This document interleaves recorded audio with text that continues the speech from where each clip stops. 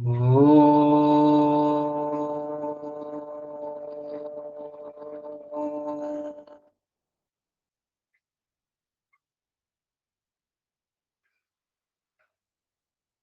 ओम सहना ववतु सहनो भुनक्तु सह वीर्यं करवावहै तेजस्विनावधीतमस्तु मा विद्विषावहै। ओम शांति शांति शांति। ओम। दोनों हाथों को जोड़ के अपने आराध्य की स्मरण करिए, उनसे एक सद्बुद्धि ज्ञान की प्रार्थना है। ईश्वर हमें अपने लक्ष्य में सफलता प्रदान करें, ऐसी प्रार्थना और उनका धन्यवाद प्राप्त करिए। हथेलियों में ऊष्मा उत्पन्न होने दें अधिक से अधिक। आंखों को कवर करते हुए पूरे फेस, हेड, नेक और शोल्डर, चेस्ट, सारे शरीर पर इस ऊष्मा का संचार महसूस करें। प्रिय साथियों, आज मैं जो आपका योग वाला जो सेकंड पेपर है, उसमें जो 9th यूनिट है प्रैक्टिकल योगा, प्रैक्टिकल योग वाली यूनिट को लेके आपके सामने उपस्थित हुआ हूँ। मुझे आशा है कि आप लोग अच्छे से इस यूनिट को समझोगे और इससे आने वाले जितने भी क्वेश्चंस होंगे यूजीसी नेट परीक्षा में, वो आप अच्छे से करके आओगे। क्योंकि ये जो यूनिट है वो हमारी डेली लाइफ से जुड़ी जितना भी हम अभी तक जो प्रैक्टिकल पक्ष जो योग का किया है हमने, जितनी भी क्रियाएं उसमें सटकम, मुद्रा, आसन, ध्यान आदि आदि जो भी उसके प्रैक्टिकल पक्ष हैं, वो इसमें चर्चा होगी आपके साथ। और इसी टाइप के क्वेश्चंस आपसे पूछे जाएंगे प्रैक्टिकल से जुड़े हुए। इससे पहले मैं एक चीज और बता दूं कि ये जो यूनिट है उसमें उसी का जो और भाग है वो हमें हठयोग प्रदीपिका और घेरण्य संहिता में भी मिलता है। यानी कि जो जो हठयोगिक टेक्स्ट हैं जिनमें आसनों की चर्चा है, मुद्राओं की चर्चा है, क्रिया विधि की चर्चा है, वहां से भी हम इन्हें देख सकते हैं, क्योंकि क्वेश्चंस इसी टाइप के बनेंगे आपके। तो सबसे पहले आज हम पढ़ने क्या वाले हैं, ये तो सुन लिया कि प्रैक्टिकल योगा यानी कि 9th यूनिट। तो 9th यूनिट में हम निगाह डाल लें। मेरी स्क्रीन आपको विजिबल हो रही है? जी हाँ सर। भैया। तो जो अभी हम देखने वाले हैं आज, जो 9th यूनिट है, ये आपका सिलेबस है और सिलेबस की 9th यूनिट पे पहुंचे हम। तो आज जो चर्चा होगी आज से मतलब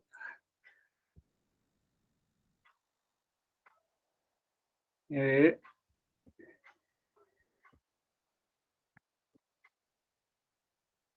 देखिए, ये छठा यूनिट और ये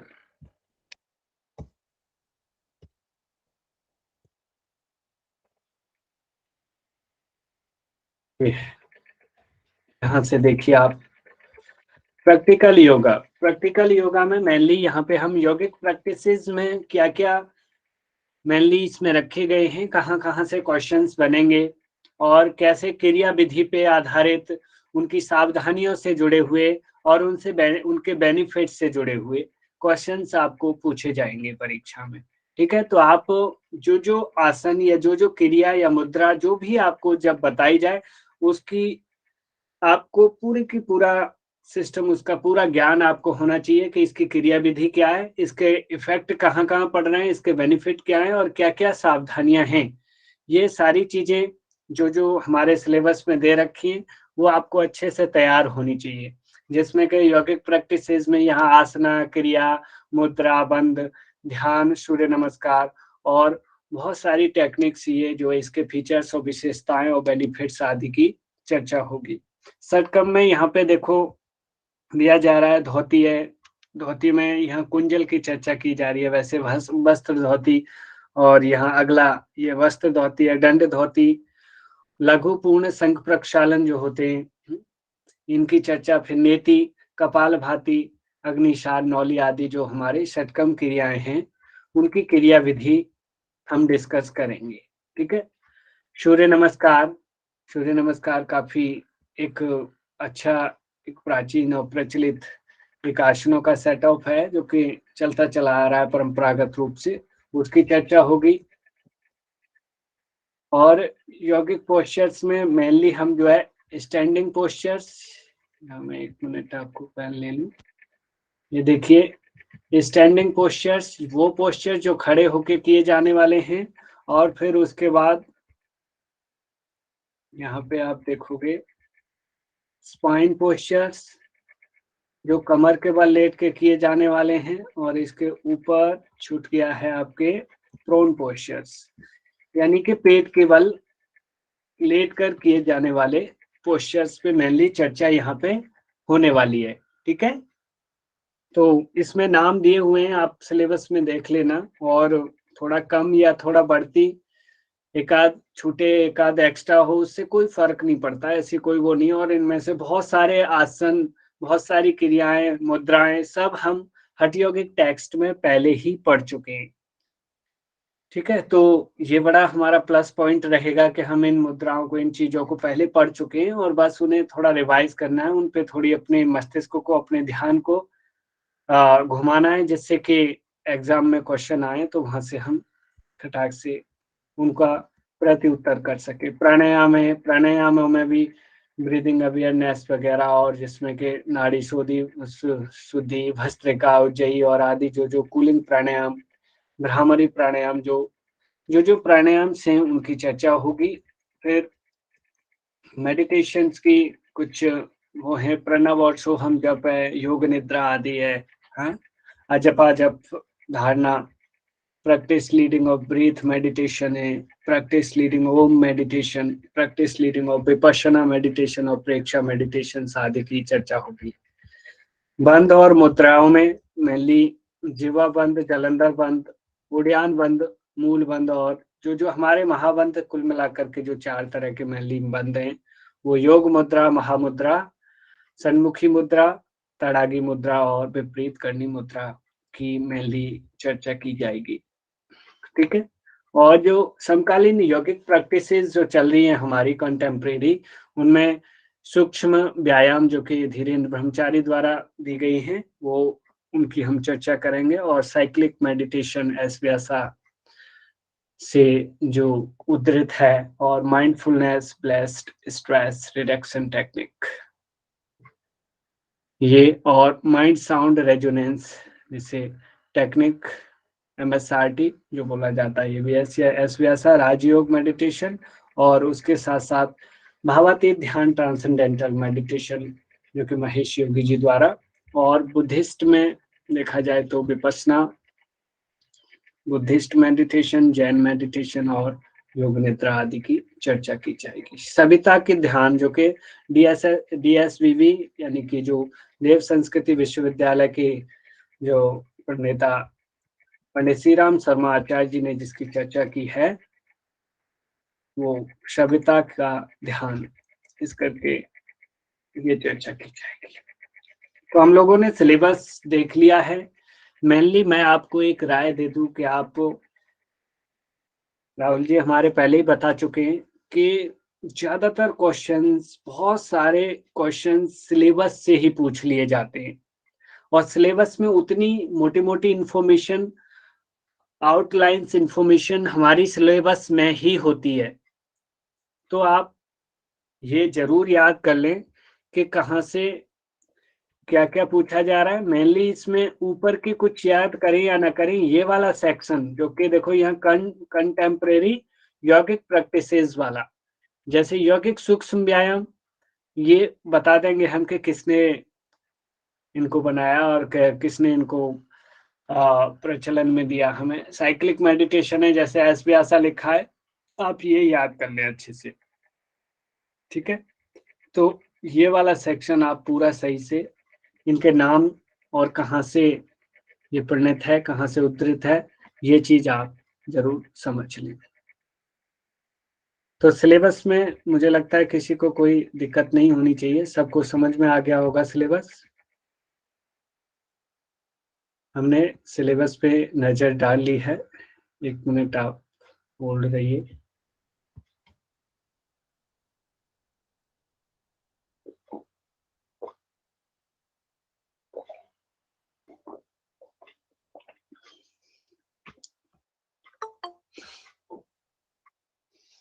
अब शुरू करते हैं, हम चलते हैं।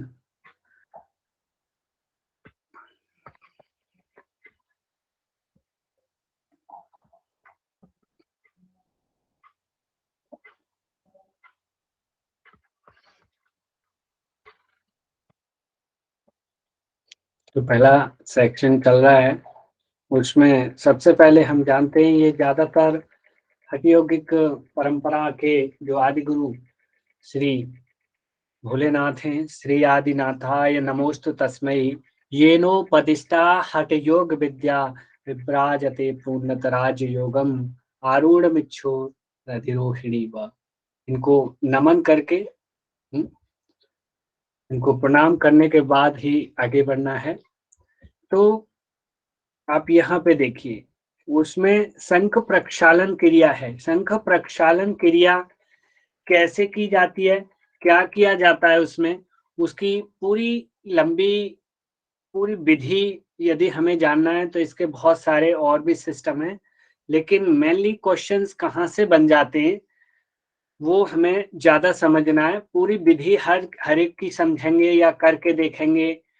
वैसे ज्यादातर चीजें हमने करके देखी हैं, तो आप में से अधिकतर लोग ये होंगे कि मतलब जानते होंगे कि इसकी क्रिया विधि क्या है या ये क्या है, लेकिन ये जो क्वेश्चन बनता है वो आपने यहाँ से समझना है कि शंख प्रक्षालन से क्वेश्चन जो बनता है, इसका दूसरे नाम और क्या टाइप करिए, मैं देखूं कौन कौन क्या क्या टाइप करता है। टाइप करिए, और किस किस नाम से इन्हें जाना जाता है शंख प्रक्षालन को।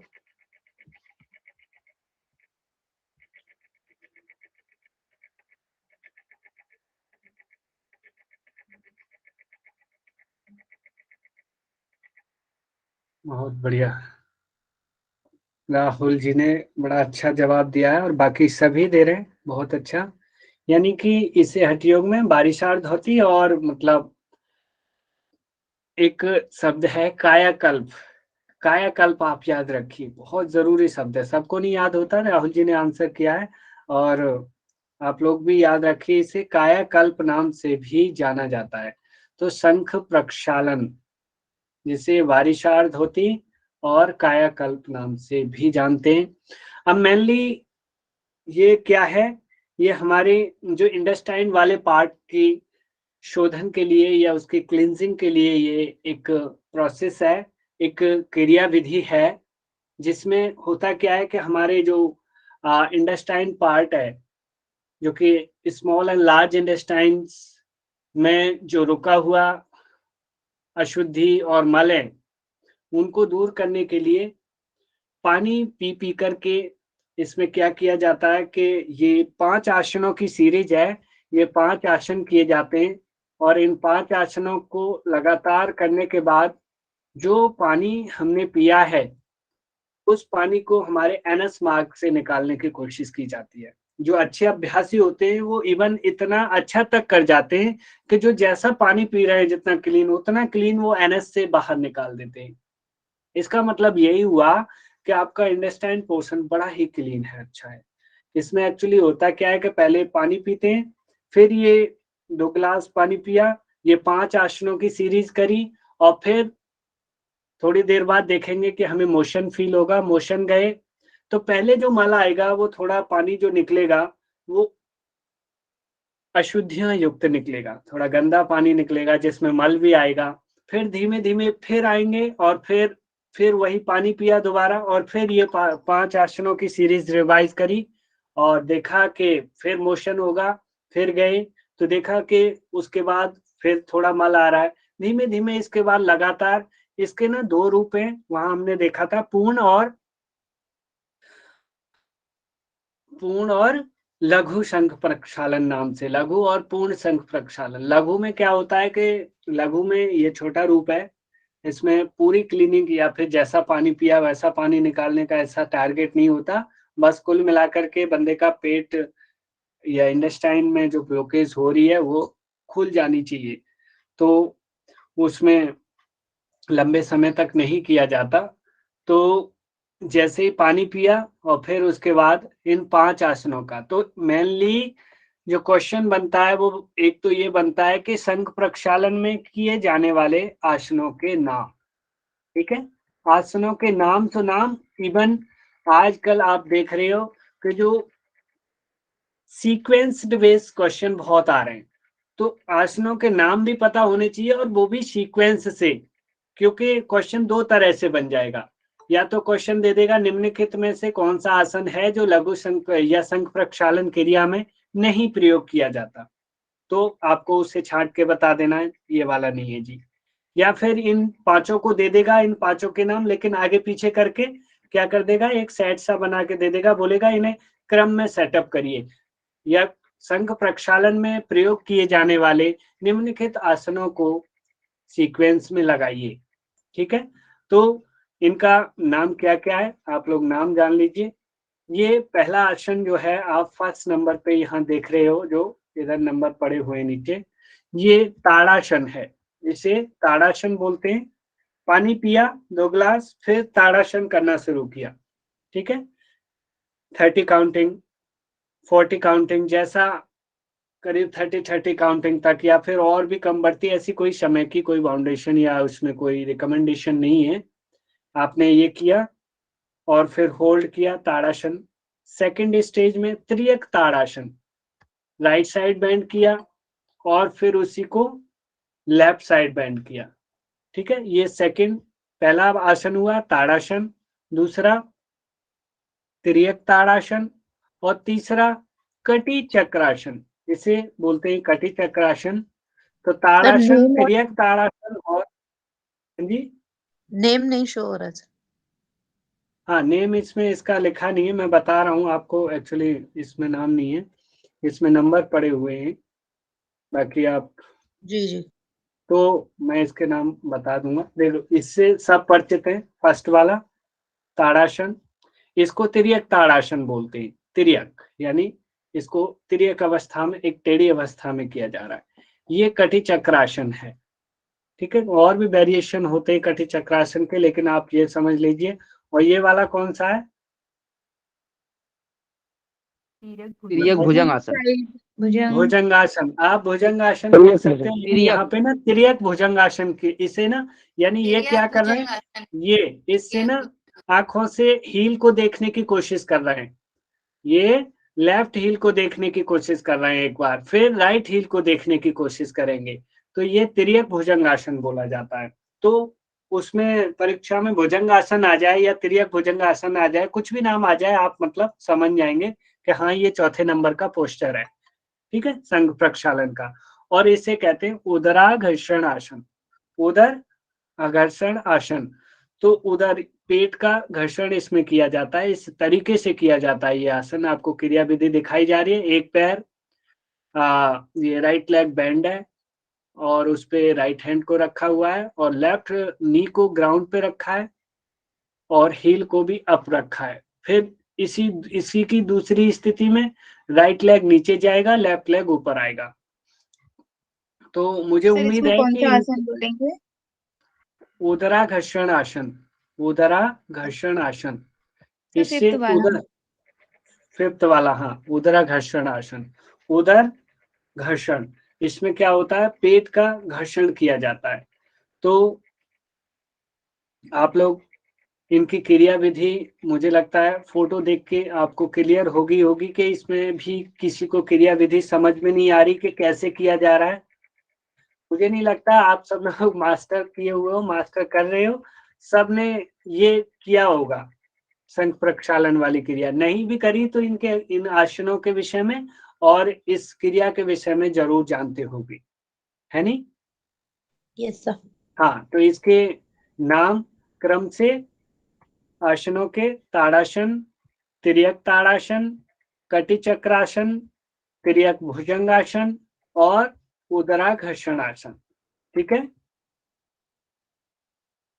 ये समझ में आ गया जी। तो इसके बेनिफिट हमने देखा ही था कि मेनली बहुत सारे फायदे हैं इसके। बाकी हाँ, उदराघर्षण आसन, कर्षण नहीं घर्षण लिखिए और मिला के लिखिए उदराघर्षण। ठीक है, तो ये आसन थे, इनसे हमारी मेनली जो इंटेस्टाइन का स्मॉल और large intestine even anus part की पूरी क्लीनिंग के लिए ये किया जाता है और सटकर्म क्रियाओं में इसे हम वारिशार धोती नाम से जानते हैं। ठीक है, तो ऐसे कैसे भी क्वेश्चन बन सकता है, मेनली इन आसनों के सीक्वेंस के नाम से, या फिर वारिशार धोती को और किस नाम से जानते हैं, या फिर संघ प्रक्षालन को निम्न में से और किस नाम से जानते हैं। इस टाइप से कहीं से भी क्वेश्चन आपसे पूछा जा सकता है। ठीक है सर, कायाकल्प कहाँ पे कहा गया है इसको? एक्चुअली कायाकल्प जो कहा गया है ना, वो वैसे मैंने उसमें तो किसी मूल टेक्स्ट में नहीं देखा, लेकिन ज्यादातर जो ये व्यवहार में हम लोग इसे देखते हैं ना, व्यवहारिक होता है कि व्यवहारिक लैंग्वेज में इसे बोला जाता है, तो व्यवहारिक लैंग्वेज वर्ड है ये। क्या सर और कायाकल्प वर्ड यूज हो सकता है? हाँ, वैसे पूछा जाता है, मुझसे खुद पूछा गया था, मेरा जो वाइवा हुआ था उस समय पूछा गया था क्या नाम से जानते हैं, यानी प्रचलन में है। एक होता है ना प्रचलन में इस वर्ड को या इस चीज को ये कहते हैं, तो प्रचलन की भाषा भी हमें समझनी है। हालांकि ये आया होगा कहीं से, मुझे ये वर्ड मैं आपको वैसे ही गलत बताऊं कि किस टेक्स्ट से आया है ये नहीं पता। बाकी बारिशार और शंख प्रक्षालन तो हम लोग जानते ही हैं कि ये तो है ही है मेनली, पर पता लग जाएगा। ठीक है, शंख धोती भी बोलते हैं। कौन सी धोती? शंख धोती। शंख धोती, हाँ बोल प्रचलन में बोलते होंगे, लेकिन इसको मेनली बारिशार नाम से संबोधित किया गया है हठयोग प्रदीपिका और घरण्य सहता आदि में है। तो ये आपको क्लियर है संघ प्रक्षालन वाला। अभी आगे चलते हैं। जी सर। Yes sir. जल नेति, जल नेति आपको दिखाई दे रही है। नेति वहां दो तरह की है, मेनली जल नेति। सर एक सेकंड सर, कायाकल्प में से केवल सीक्वेंस केवल पूछेंगे क्वेश्चन में, या फिर कुछ और भी पूछ सकता है, बेनिफिट्स वगैरह, या फिर? देखो बेनिफिट्स वगैरह पूछे जा सकते हैं, बेनिफिट्स वगैरह हम जो है ना डॉली मैम उसमें भी पढ़ चुके हैं घिरण्य सहता में, उसमें बड़े विस्तार से ये धोतियों का वर्णन है। एग्जाम में क्वेश्चन के पर्पज से पूछ रही हूँ कि कैसे आएंगे क्वेश्चन। वही चीज मैंने बताया, क्वेश्चन कहाँ से बनेगा, ये जो इसके जो आसनाज के जो सीरीज है ना, क्या क्या आसन किए जा रहे हैं उन आसनों के नाम से आ जाएगा।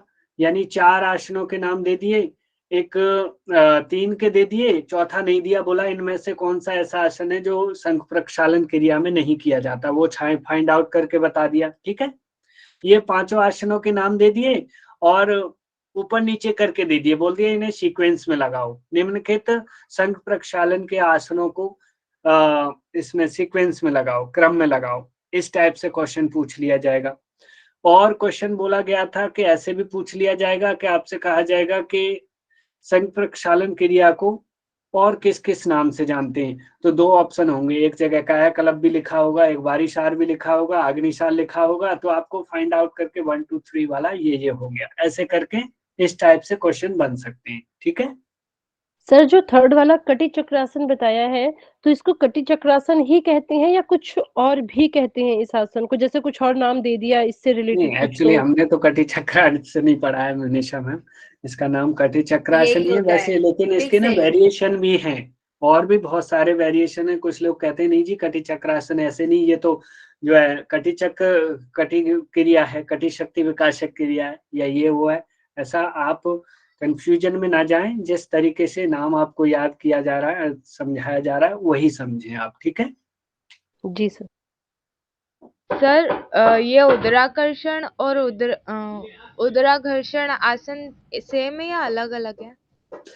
वो उदराघर्षण ही है, उदराघर्षण, और मिला के लिखना है इसको, दोनों को अलग अलग ना लिखना है, एक करके। उदरा सर, अलग नहीं लिखना, उदराघर्षण लिखना है। उदराकर्षण भी होता है ना, उदर आकर्षण, वो अलग आसन है क्या? ये उदराघर्षण, घर्षण यहाँ पे उदर का ही घर्षण किया जा रहा है, पैर से प्रेस किया जाता है, एक तरफ पैर से दबाते हैं एक साइड का, दूसरी तरफ रिलीज करते हैं। जब दूसरी साइड का दबाते हैं तो लेफ्ट साइड का रिलीज करते हैं।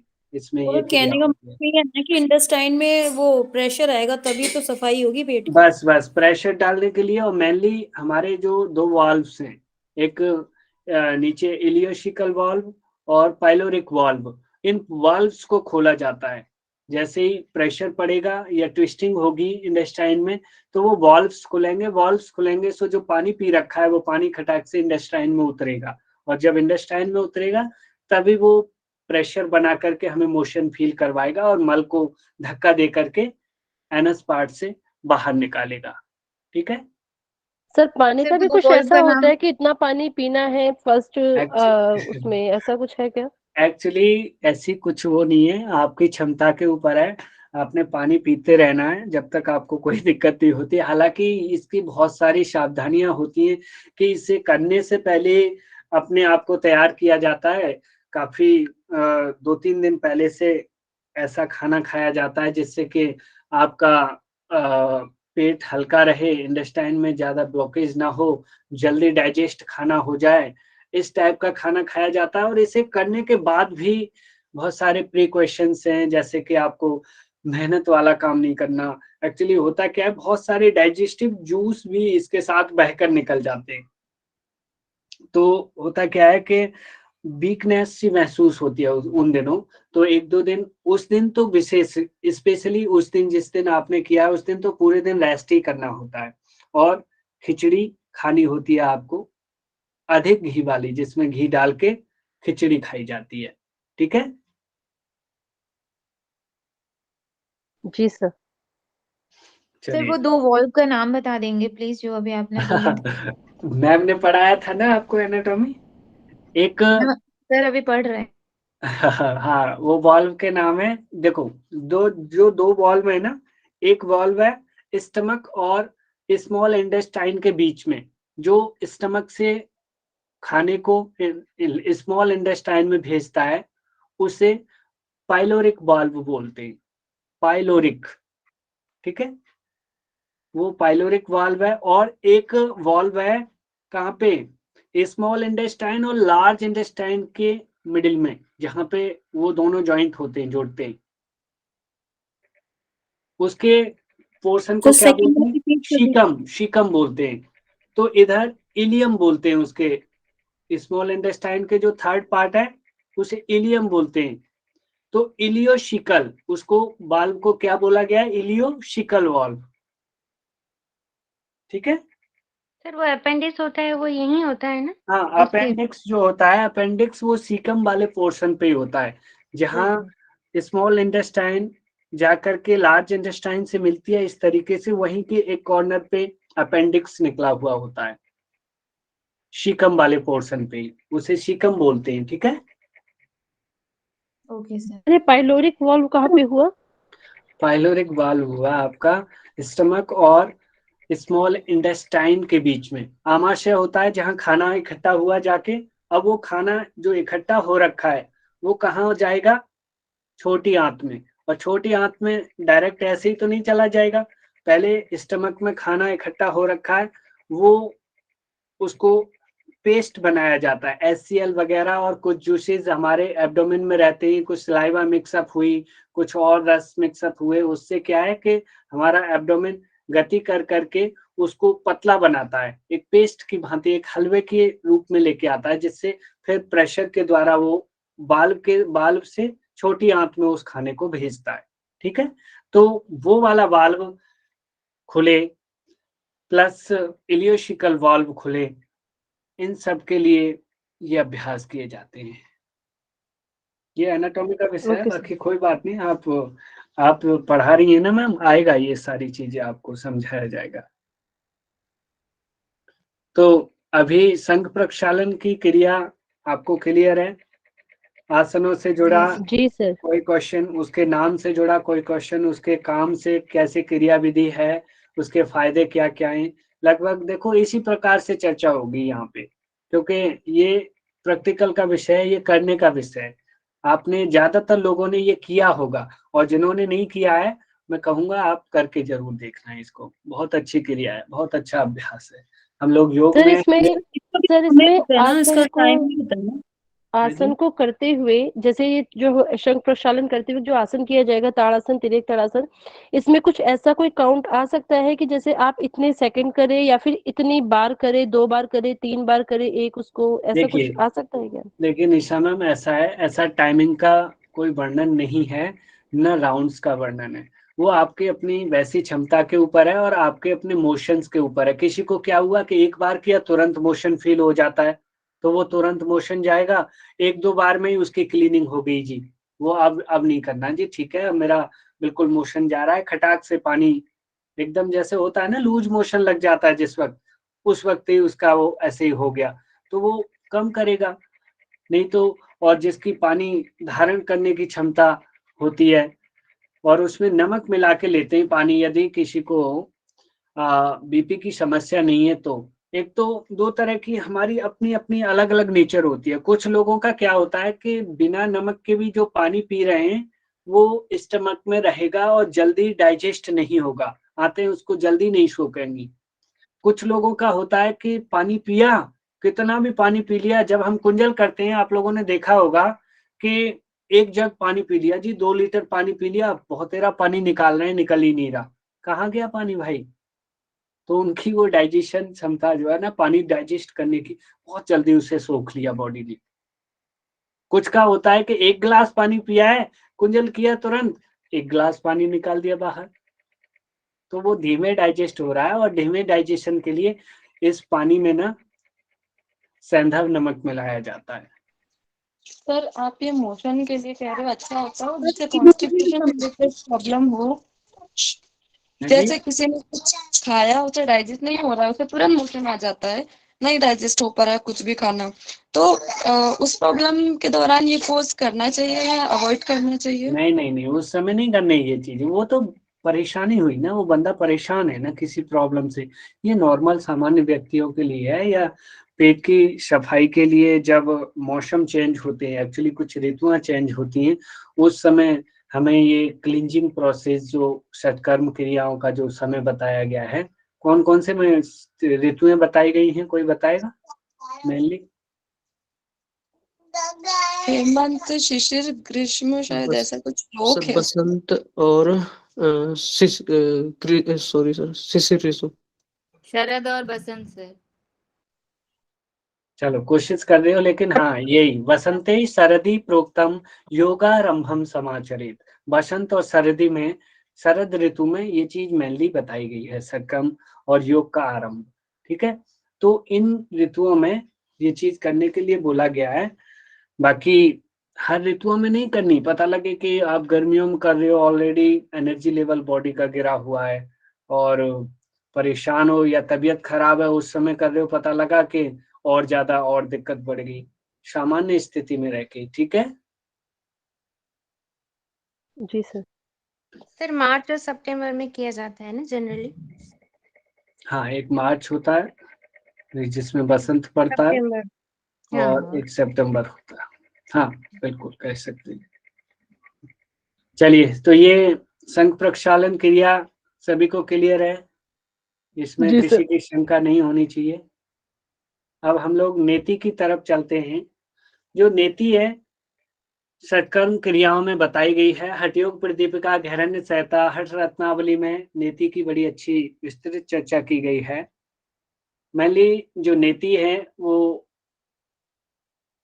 सूत्र नेति की चर्चा है, बाकी जल नेति हमारे प्रचलन में है, जिसमें क्या होता है कि हम जल के द्वारा अपने नेजल ट्रैक को क्लीन करते हैं। इसमें आप देख पा रहे हो जैसा कि ये नेति पॉट में ल्यूकवार्म वाटर लिया है जिसमें सेंधा नमक मिलाया हुआ है, और कागासन में बैठ करके हेड की पोजीशन इस प्रकार की गई है कि जिस प्रकार ये पानी हमारा एक नॉस्ट्रल से जाकर के दूसरी नॉस्ट्रल के रास्ते से वापस आ जाए।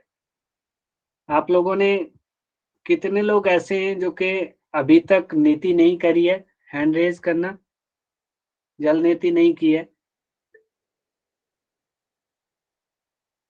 2 लोग, यानी कि ज्यादातर लोगों ने कर रखी है। तब तो इसका मतलब है कि आप लोग अच्छी तरह परिचित हो गए कि जल नीति और सूत्र नीति कर ली तो ठीक हो गया है जी।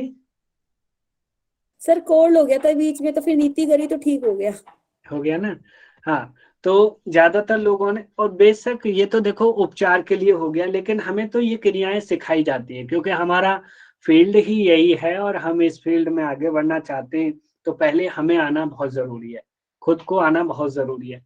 तो ये जो पानी रहता है ये कैसा रहेगा? ल्यूकवार्म वाटर होगा और सेंधा नमक मिलाया हुआ होगा। इसे राइट नोस्ट्रल से जब पानी को डालेंगे सिर की डायरेक्शन इस प्रकार बनाते हुए, तो वो पानी एक धार की तरह लेफ्ट नोस्ट्रल से निकलेगा, और लेफ्ट से जब डालेंगे तो राइट नोस्ट्रल से निकलेगा।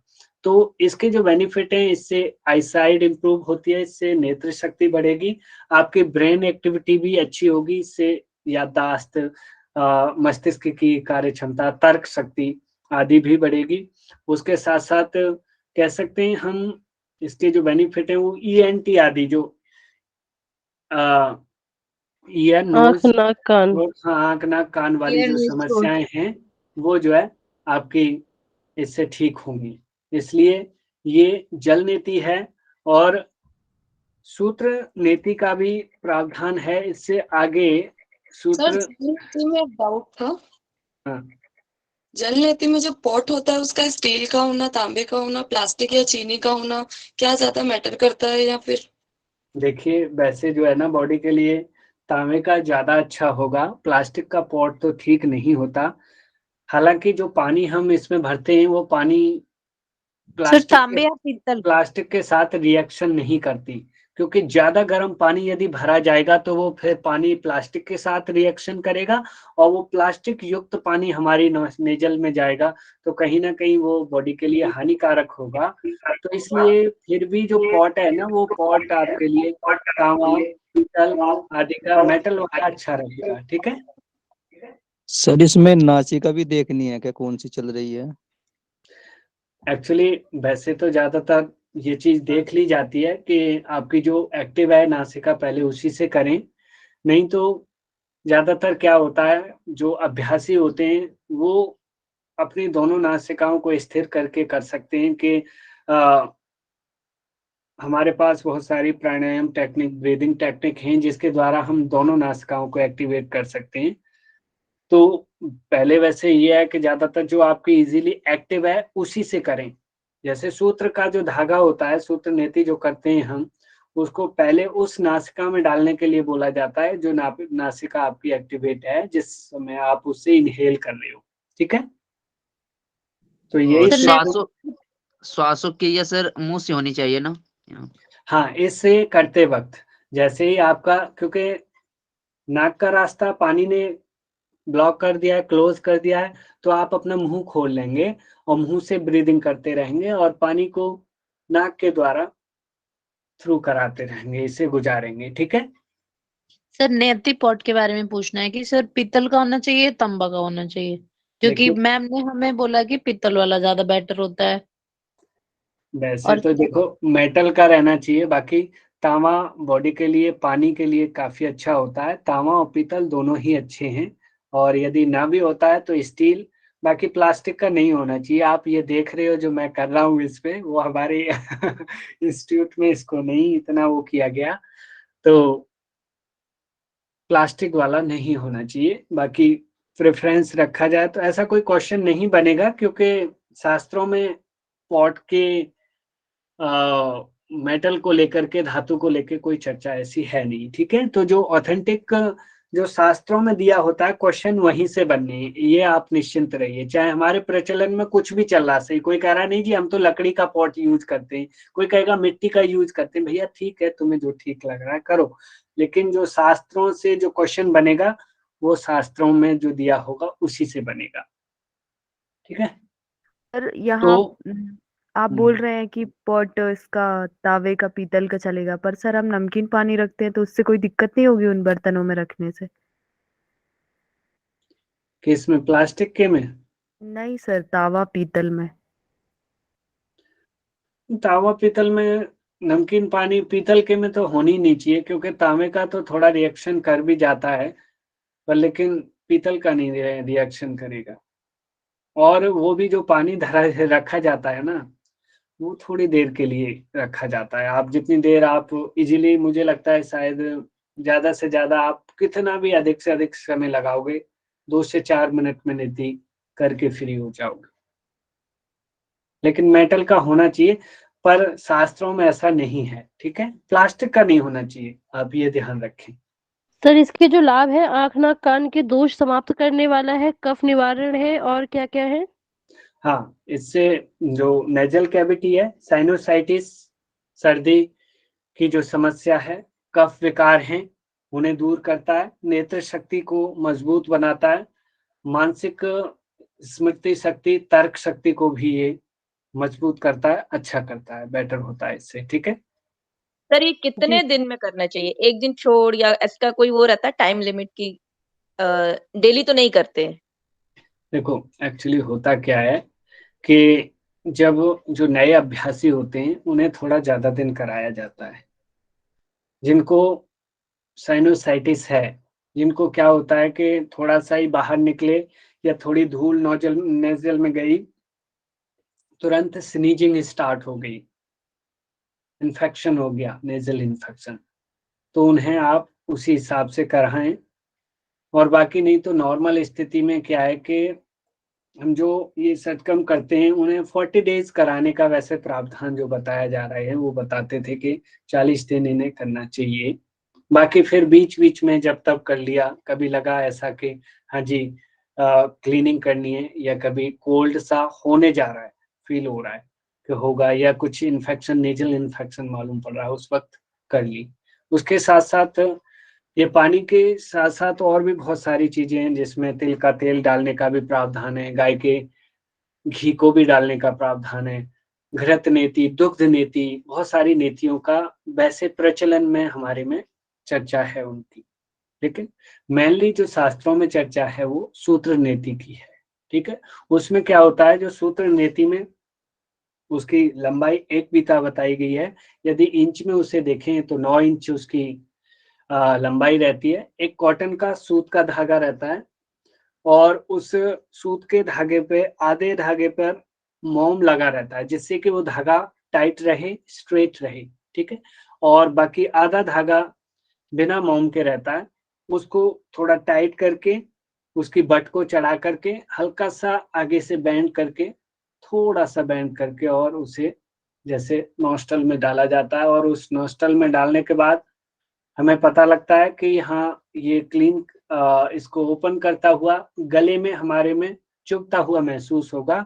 और जैसे ही वो गले में चुभता हुआ महसूस हो, ऐसे 2 फिंगर्स बनाई और ऐसे कैंची की तरह ये बना करके उसको ऐसे करके पकड़ लिया जाता है, और मुंह में से ऐसे बाहर। तो एक सिरा उसका नेजल में, एक सिरा मुंह में से होते हुए उसको ऐसे ऐसे फ्रिक्शन कराते हैं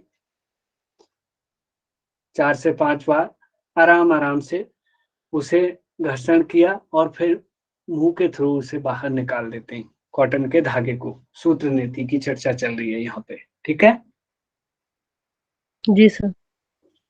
तो उसके मेनली ये सारे फायदे उसके बताए थे। उससे क्या होता है, देखिए कहते हैं कि नाक में हड्डी बढ़ गई है, मांस बढ़ गया है। ये वही चीज है कि जब ये सूत्र धागा इसमें घूमता है तो मांस और हड्डी का बढ़ना उसको घर्षण करेगा, तो ब्लडिंग भी हो सकती है, हल्का ब्लड भी आ सकता है।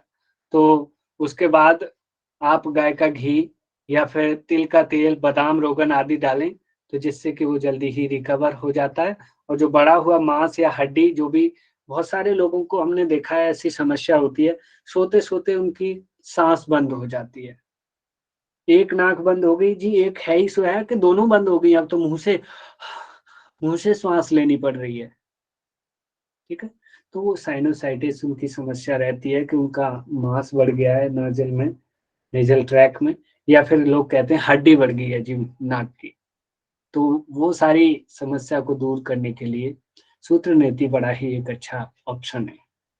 ठीक है? तो हनी सर सूत्र नीति के ऊपर भी क्वेश्चन आ सकता है? सर क्वेश्चन ऑपरेशन तो के बाद सूत्र नेति नहीं करवाते ना, जिसकी साइनस की सर्जरी हो जाती है तो? नेज़ल सर्जरी होने के बाद हाँ सर। जिन्होंने साइनोसाइटिस का ऑपरेशन करा लिया उनको? हाँ सर। देखिए, यदि किसी ने कराया है ऑपरेशन तो उसके 6 महीने तक आप ना कराएं, जब तक वो पूरी तरह रिकवर ना हो जाए। जब लगे आपको कि हाँ ये बंदा पूरी तरह रिकवर है, साल 2 साल या 6 महीने से अधिक इसको समय हो गया है सर्जरी कराए, फिर उसके बाद आप करा सकते हो, कोई दिक्कत नहीं। करा सकते हैं। हाँ, मतलब जल्दी नहीं, 6 महीने से पहले नहीं, पूरी तरह वो रिकवर हो चुका हो, 6 महीने के बाद ही करीब उसे कराएं। जी जी। हाँ जी, प्रियंका जी, आप कुछ पूछ रही हैं? Priyanka Pandey. Yes sir. Sir मैं ये पूछ रही थी, जैसे कि शंख प्रक्षालन में हमें ये ध्यान देना पड़ता है कि बीपी पेशेंट है अगर, तो नमक का यूज़ नहीं करना है, तो इसमें भी हमें ध्यान देना पड़ता है क्या? बिल्कुल, ये चीज़ें वैसे मेनली ज़्यादातर इसमें ऐसी कोई दिक्कत नहीं है, इसमें जो पानी आप डालोगे, ये पानी नेज़ल वाले रास्ते से ही वापस आ जाना है। और अगर हम बाय द वे वैसे कुछ लोग बिना नमक के कर लेते हैं, लेकिन कुछ लोगों को क्या होता है यदि वो नमक नहीं मिलाते हैं, तो यहाँ पे वो चुभता है, कहते हैं पानी यहाँ चुभ रहा है। और क्या है कि कभी-कभी वो उतनी अच्छी क्लीनिंग नहीं हो पाती ट्रैक की, और बूँदें जो है ना, पानी की बूँदें रुक ना जाएँ कहीं चिपकी हुई, जिससे कि सिर भारी हो जाता है कुछ लोगों का। तो उसके लिए सेंधव नमक मिलाना काफ़ी अच्छा रहता है। और उसके बाद जो है नमक तो ना, इसलिए जाता है ना कि बॉडी हाँ, भस्त्रिका मेंटेन प्राणायाम की तरह ना ब्रीदिंग भी करनी पड़ती है। आप उसे करने के बाद हाँ, जैसे जल नीति आंख करके लाल हो आए, जाती है सर, आंख आँखें भी लाल लाल हो जाती है कुछ समय हो के लिए। जाती हैं, क्योंकि ये सारे पार्ट्स एक दूसरे से इंटरकनेक्टेड होते हैं, तो आँखें भी लाल हो जाती हैं। इवन कुछ लोगों का सर भारी हो जाता है, तो आपको ब्रीदिंग करनी होती है, गहरी-गहरी ब्रीदिंग। उसमें जब हम कई डायरेक्शन से ब्रीदिंग करते हैं, तो वो जो भी है पूरा और ट्रैक क्लीन हो जाता है। जैसे सामने 90 डिग्री झुके, फिर ब्रीदिंग करी इस तरीके से, फिर इधर हेड करके या सर को इस टाइप से। ठोकर भी कर सकते हैं थोड़ा आगे पीछे हाँ, सर को। लेट करके इसे ना, इसमें माउंटेन पोज में भी करते हैं, और इवन फिर शशवृत्रासन में भी करते हैं, तो जिससे कि पूरी जो भी रुका हुआ है वो सारा निकल जाए, तो उससे सिर बिल्कुल क्लीन हो जाता है। फिर उसके बाद आप जो है घर पे या उसके तुरंत बाद भी नाक में तेल, जिसमें तिल का तेल, बादाम रोगन या गाय का घी आदि डालें, तो पूरा नेजल कैविटी पूरी क्लीन और अच्छी हो जाती है। ठीक है सर, नमक तो बॉडी का टेम्परेचर भी मेंटेन करता है ना? वैसे वो देखिए, जो बैक्टीरियाज होते हैं और जो उनको किल करने के लिए नमक बहुत अच्छा होता है, लेकिन बीपी वाली जो बात चली थी, वो बीपी में नेजल के थ्रू कोई दिक्कत ऐसी नहीं करेगा। अगर जो पीने वाला हुआ है ना, उन्हें पीपी पेशेंट को पीने के लिए नहीं दें, तो उसके लिए और भी ऑप्शंस रहते हैं, या तो वो बिना उसके ही दें, नहीं तो उन्हें क्या है कि कहीं कहीं नींबू का रस मिला के पीने का भी प्रावधान है, कि थोड़ा नींबू का रस मिलाया, वो जल्दी डाइजेस्ट नहीं होगा, खटाक से उसे पिला दिया। तो ऐसे भी ऑप्शन लिए जा सकते हैं। ठीक है, तो आपको अभी शंख प्रक्षालन और नेति क्रिया से जुड़ी कोई भी समस्या फील हो रही हो तो आप चर्चा कर लीजिए। सर शंख प्रक्षालन में भी ल्यूकवार्म वाटर यूज किया जाता है? बिल्कुल। हाँ जी। Okay sir. सर जल नीति के बाद भस्त्रिका प्राणायाम करना जरूरी है सर? देखिए करना जरूरी है नहीं करेंगे वैसे। ना कपालभाति। कपाल भाती कहो, भस्त्रिका कहो, कुछ भी कह लो, कुल मिलाकर के जो हम कहते हैं ना, जो सूक्ष्म व्यायामों में जो लंबी गहरी श्वासें वाली जो डीप ब्रीदिंग करते हैं, वो ब्रीदिंग करनी होती है उसमें। वो इसलिए करनी होती है कि इसे करने के बाद भी ना बहुत सारा मॉइस्चर रह जाता है, वो मॉइस्चर निकल जाए, क्योंकि मॉइस्चर रहेगा तो मेनली यहाँ जो मॉइस्चर रुक जाएगा, क्योंकि यहाँ से जाकर के यहाँ जो रास्ता है ना, दोनों एक में एक होकर के ऐसे मिल जाते हैं, और एक नीचे की तरफ गले में, थ्रोट में चला जाता है रास्ता। तो यहाँ ब्रेन की छत पे जो भी मॉइस्चर रुकेगा, वो ब्रेन ना भारी भारी लगेगा, आपको पूरे दिन चिड़चिड़ा स्वभाव अच्छा नहीं लगेगा। जब आप डीप ब्रीदिंग ये कर लोगे, भस्त्रिका आदि, तो उसके बाद क्या है कि मॉइस्चर सारा निकल जाएगा, तो वो ट्रैक पूरा तरीके से ड्राई एंड क्लीन हो जाएगा, तब आप अच्छे तरीके से फिट रह पाओगे पूरे दिन में। तो वो करना तो सर वैसे इस पे ऐसा क्वेश्चन बन सकता है कि जल नीति या सूत्र नीति करने के बाद कौन सा प्राणायाम करना चाहिए? नहीं, ऐसा नहीं होता है, ऐसा। शास्त्रों में नहीं है, इसकी कोई चर्चा नहीं है, ये प्रचलन में है, वो बता दिया। ये क्वेश्चन नहीं बनेगा, सिर्फ क्वेश्चन बनेगा कि सूत्र की लंबाई कितनी होती है, उसको करते कैसे हैं, उसके फायदे क्या हैं, बस इस टाइप के जो मतलब किताबों में दिया है वो वाले क्वेश्चन बनेंगे। ऐसे प्रचलन वाले नहीं बनेंगे, क्योंकि कहीं कहते हैं कि जी भस्त्रिका करते हैं, कुछ कह रहे हैं नहीं जी हम तो कपालभाति करते हैं, कुछ कह रहे हैं नहीं जी हम तो ऐसे ही डीप ब्रीदिंग कर लेते हैं। तो भैया ऐसे क्वेश्चन बनाएंगे यूजीसी वाले तो विवाद में पड़ जाएंगे ना, वो क्वेश्चन तो एक्सेप्टेबल ही नहीं होंगे। तो तो ऐसी सर कुछ सूत्र नीति में जैसे नाक की बढ़ी हुई हड्डी या बढ़ा हुआ मांस हटने के अलावा बाकी जल नीति वाले बेनिफिट्स ही आएंगे या और भी कुछ एक्स्ट्रा शामिल होंगे?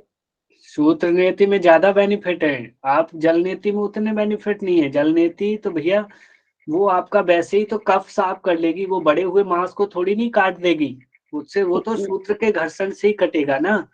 नहीं, मैं वही पूछ रही हूँ सर कि जैसे नाक की बढ़ी हुई हड्डी या बढ़े हुए मांस को हटाने के अलावा और भी क्या फायदे, जल नीति के फायदे भी हम इसमें जोड़ लेते हैं, तो उसके अलावा और भी कुछ बेनिफिट है, मैं ये पूछ रही हूँ हाँ, कफ एक्स्ट्रा में। विकार, देखिए कफ विकार हैं, नेत्र विकार हैं, जिसमें कि इससे स्वाभाविक है आईसाइट भी अच्छी रहती है। नेत्र विकार, कफ विकार, जो भी आपको जल्दी जल्दी सर्दी जुकाम होता है, जल्दी जल्दी कफ हो जाता है, खांसी होती है, इवन आंखों की अच्छी सफाई नहीं, या दृष्टि में कहीं ना कहीं दोष आ रहा है, कहीं कहीं मेमोरी में दोष आ रहा है कि जी मेमोरी अच्छे से काम नहीं कर रही है, तर्क शक्ति, मस्तिष्क की लॉजिक ठीक से काम नहीं कर रहा, उसमें भी इम्प्रूवमेंट होगा। ठीक है जी सर। हाँ तो सर ये सूत्र जल नीति के ही तो फायदे आपने पहले बताए थे, वही वाले तो शामिल होंगे हाँ, ना? यही एक्स्ट्रा सारे इसमें खाली एक्स्ट्रा इसमें ये दो ही आए जल नीति सूत्र नीति में, सूत्र बढ़ी नीति हुई की वजह हड्डी से। और हाँ, मैंने पूछा सूत्र नीति के बारे में जाएगा, ठीक है, क्योंकि जी हाँ, क्योंकि टेक्स्ट में वही है।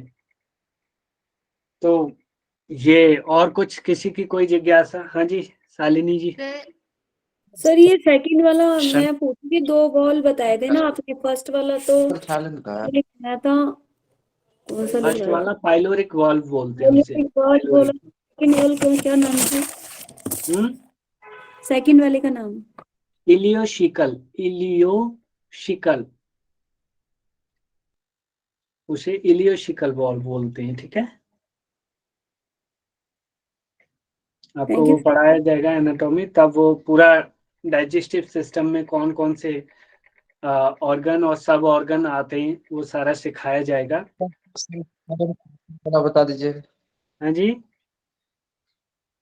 जो संघ प्रचालन हमने सुन नहीं पाया था, वो कारण से लेफ्ट हो गया था, नेटवर्क इशू था कुछ था। दोबारा सुन लीजिए। संघ प्रक्षालन जो क्रिया है वो मेनली मूल टेक्स्ट में हमें बारिशार नाम से मिलती है हठयोग में। ठीक है, और इस क्रिया से जो काम किया जाता है वो मेनली हमारे इंटेस्टाइन पोर्शन की क्लीनिंग के लिए ये क्रिया प्रयोग की जाती है, जिसमें कि ल्यूकवार्म वाटर, सेंधा नमक मिलाकर के 2 गिलास पानी पिया, और फिर इन 5 आसनों की सीरीज की जाती है। ताड़ासन पहला 30 सेकंड, जैसे ताड़ासन किया, फिर 30 सेकंड तिर्यक ताड़ासन, राइट साइड बेंड हुए, फिर लेफ्ट साइड बेंड हुए, और फिर 30 सेकेंड्स। इसी तरीके से ऐसा टाइम, मतलब मैं अपनी तरफ से वैसे बता रहा हूँ, ये कोई लिखा और निश्चित टाइम नहीं है कि 30 सेकेंड ही करना है, आप जी कम जी या सब ज्यादा भी कर सकते हो।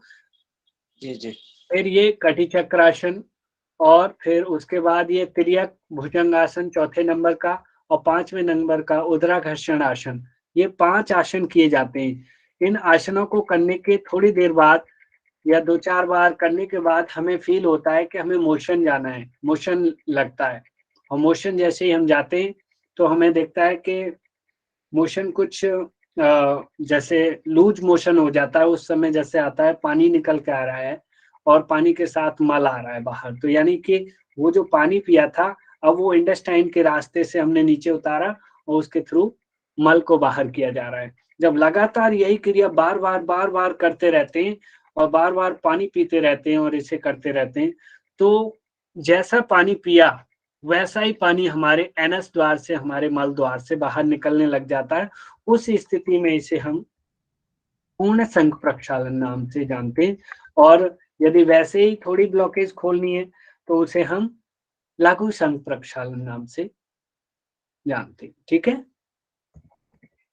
सर, इसमें जैसे कोई समय है, जैसे 1 घंटा में कितना 5 गिलास पानी पिएंगे? अगर एक बार ऐसे 2 गिलास पानी पिए, फिर उसको करीबन 5 आसन कराएंगे, तो 5 आसन कराने में लगभग ऐसे 15 मिनट चला गया। फिर वो फ्रेश कोई मौसम लाया तो वो फ्रेश होके आया, फिर उसको हाँ, पानी पिलाएंगे ऐसा? मोशन लगा तो फ्रेश होने चले गए। यदि नहीं लग रहा मोशन तो फिर कर लिया, तो फिर पानी पी लो और पानी पी लो, फिर सीरीज स्टार्ट कर दो। ओके। तो और आगे सर, जैसे कि इसको लास्ट जब तक ऐसे हो कितना देर तक करना चाहिए, कोई समय होगा? मतलब एक देखिए, टाइम में हम बता दें उसको, तो अगर एक बार मौसम आया साफ, पानी ये सो साफ की तरफ नहीं निकला, उसके बाद 2 बार किए, 3 बार किए, लास्ट में कितना? देखिए पूर्ण, लघु और पूर्ण वाली बात यहाँ बोली गई है हमारे सिलेबस में। लघु करना है आपने तो 1-2 बार मोशन हुआ, 2-3 बार, ठीक है, जैसा भी हुआ, जितना मल निकला, ठीक है, हो गया जी, हमारा खुल गया रास्ता, कुल मिलाकर के जो ब्लॉकेज हो रहा था वो खुल गया। लेकिन आपने क्या करना है कि जी और क्लीनिंग करनी है, और ज्यादा क्लीन करना है। जो पानी निकल रहा है हमारा, जो वो पानी क्लीन आना चाहिए, और जब क्लीन आएगा तो फिर वो ज्यादा बार करना पड़ेगा आपको, वही क्रिया है, वही सीरीज ज्यादा बार रिपीट करनी पड़ेगी। ठीक है जी जी। तो जी। सर, इसमें जैसे कि नींबू पानी डाल सकते हैं ना, नींबू पानी या शहद डाल के उसको सिंधा नमक के देखिए, साथ? मेनली नमक ज्यादा अच्छा है। यदि कोई बीपी पेशेंट है, यदि किसी को हाइपरटेंशन की समस्या है, वो नींबू पानी यूज कर सकते हैं। नहीं तो आप नमक डालें, तो नमक बहुत सारे बैक्टीरियाज को भी किल करता है। और उसके साथ साथ यदि कहीं जैसे कोई और भी रिकवर भी करता जाता है उस सिस्टम को पूरे को, जैसे उसकी वॉल्स को, जो इंटेस्टाइन की वॉल्स को, उसे अच्छा भी करता जाएगा साथ साथ। जैसे किसी को पाइल्स का प्रॉब्लम हो, बवासीर हो, तो कब्ज का जो प्रॉब्लम होता है, तो उसको शहद और ये आपकी वॉइस ब्रेक हो रही है जबूलाल जी। एक्चुअली दे सकते हैं, नो प्रॉब्लम, होता है ऐसा, ये प्रचलन में है, वो देते हैं। और टेक्स्ट में तो नमक का, शहद का या नींबू का कोई जिक्र ही नहीं है, वो पानी का ही जिक्र है वहां पे तो केवल। जी जी। नहीं, मैं ऐसी जानकारी के लिए, जैसे कि अगर किसी को कुछ कराना हो और प्रॉब्लम हो, तो उसको इस तरह से करवा हाँ, सकते हैं तो? बीपी में आप नमक वाला मत दीजिए। यदि पाइल्स वगैरह भी है हाँ। तो भी आप वैसा जो बता रहे हैं वो दीजिए, कोई दिक्कत नहीं। ठीक है, जी जी। Thank you sir. चलिए, तो आप लोगों को और किसी की कोई जिज्ञासा नहीं है? सभी का क्लियर है कंसेप्ट आज का? तो मैं थोड़ा सा कुछ क्वेश्चन पूछ लूं, तो सभी लोग फटाफट टाइप करिए कि जो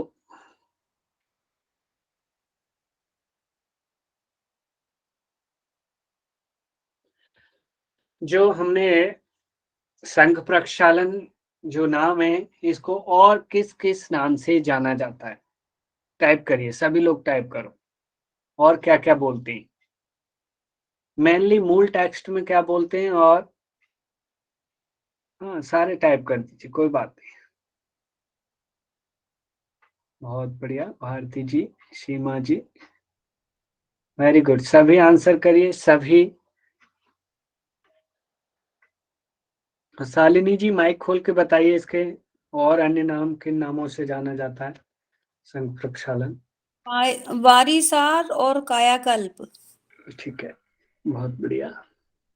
देखिए शंख धोती भी, हाँ हाँ सीमा जी शंख धोती कह सकती हैं, नो प्रॉब्लम। बाकी क्योंकि अगले हमारे हाथी जो है ना, ये पूरे शंख के समान बने हुए हैं ना, 22 फीट्स जो है पूरे टेढ़े मेढ़े, तो इसीलिए ऐसे बोलते हैं कि ये पूरा शंख ही है। तो एक उसको प्रकार धोना का यानी कि अंडरस्टैंड उसको भी धो के हमारी इसी प्रकार से शंख की आकृति की तरह फैली हुई है, वो ठीक है। और वैसे भी शंख प्रक्षालन नाम भी वहीं से शंख धोती से लिया है, ठीक है, आप सही हो, कोई दिक्कत नहीं। बाकी इसमें कितने आसनों की सीरीज को प्रयोग किया जाता है, कितने आसन, उनकी संख्या पूछ रहा हूं मैं, आप लोग टाइप करिए। बहुत बढ़िया, बहुत बढ़िया। चलो अब उनके नाम टाइप करिए, आप लोग नाम टाइप करिए, और वो भी सीक्वेंस में नेम टाइप करने हैं सभी को, सीक्वेंस में।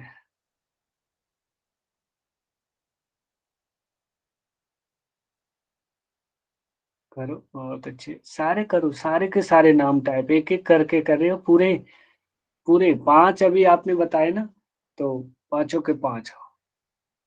हाँ बहुत बढ़िया सीमा जी।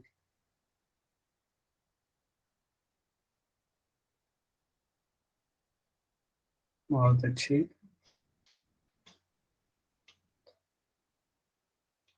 और अभी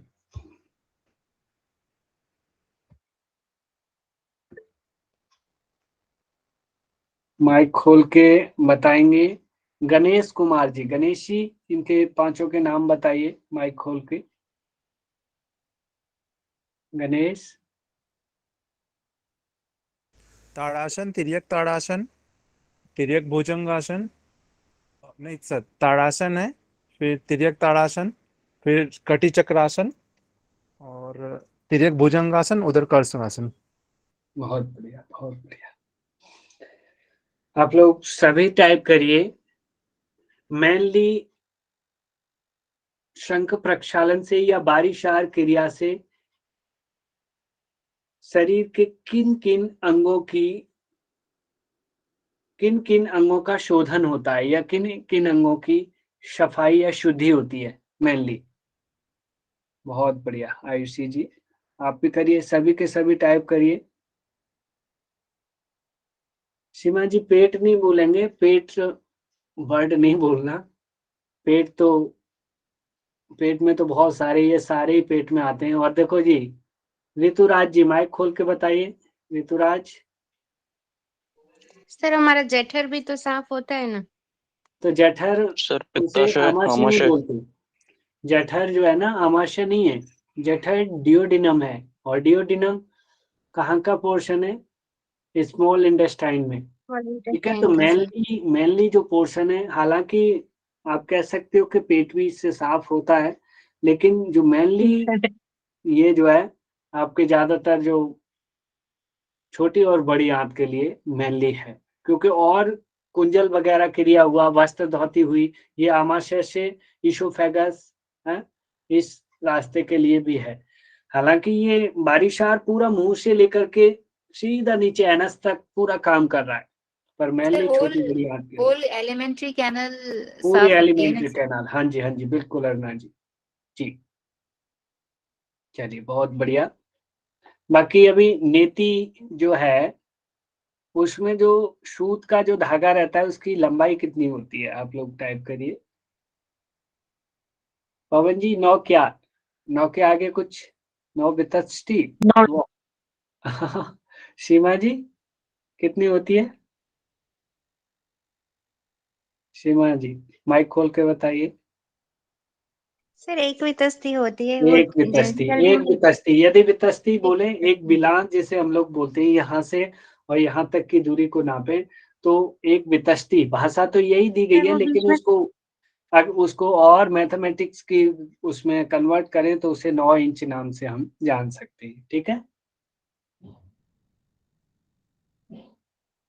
सर ये 9 इंच होता है या 9 अंगुल होता है? मेनली उसे इंच में कहें तो 9 इंच कहेंगे और नहीं तो बितस्ती कहेंगे। एक बितस्ती 9 अंगुल तो इतना बैठ जाएगा इतना, लेकिन ये इतना एक ये हो गया 9 अंगुल, लेकिन ये एक बितस्ती नहीं 9 इंच बोला जाता है करीब। ठीक है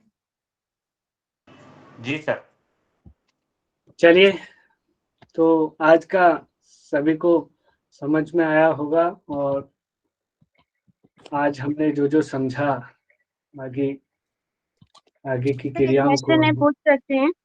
हाँ जी सर कई लोगों का ऐसा होता है कि सूत्र नीति हम एक दिन करवाते हैं, फिर दूसरे दिन उनका पूरा नोज में ब्लॉकेज हो जाता है, जैसे कि वो आगे आ जाता है ना, मांस आ जाता है, तो फिर उसको ओपन करने के लिए क्या कर सकते हैं? जल नीति तो करवाते हैं बट फिर भी नहीं ओपन होता है, तो क्या कर सकते देखिए, हैं उसके लिए?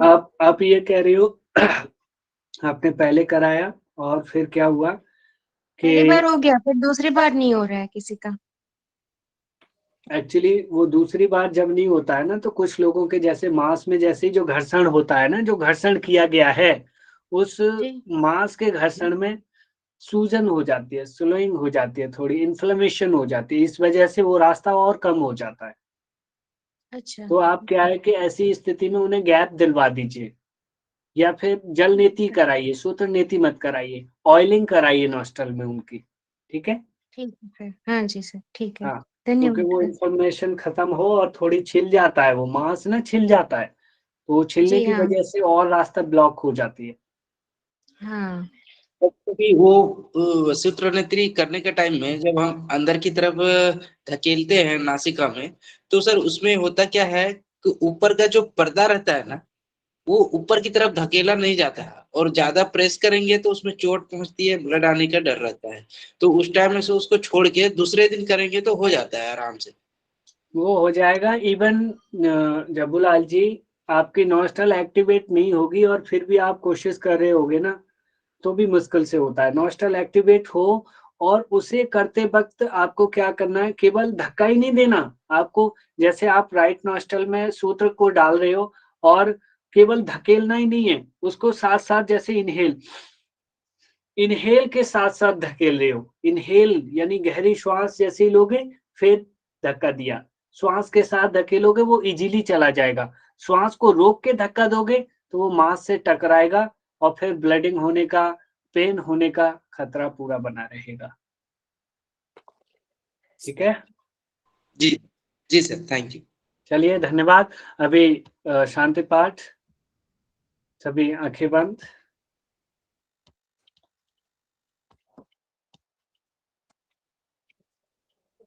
ओम सर्वे भवन्तु सुखिनः, सर्वे सन्तु निरामयाः,